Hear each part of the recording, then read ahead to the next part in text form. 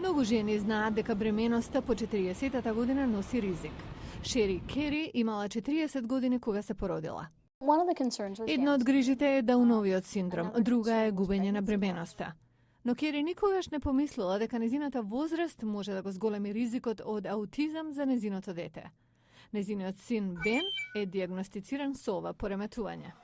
Истражувачите на Универзитетот на Калифорнија ја гледале возраста на милиони родители.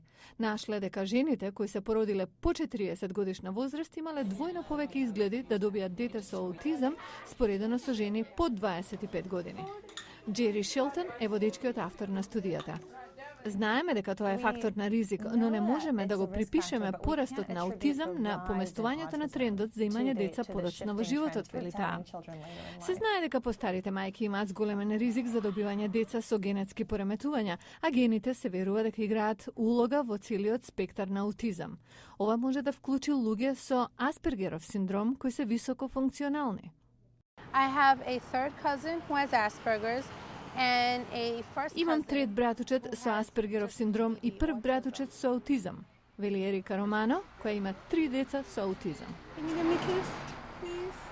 Калифорнијските истражувачи велат дека возраста на мајката не е единствениот фактор на ризик. Студијата исто така најде дека возраста на таткото може да има улога, иако не толку колку на мајката. Инаку, бројот на деца со аутизам се чини дека е во пораст низ цел свет, а само во САД се зголемил за повеќе од 2 пати, меѓу 2002 и 2006 година. 1 на 100 деца има некоја форма на аутизам, а научниците уште не можат со сигурност да посочат на причината.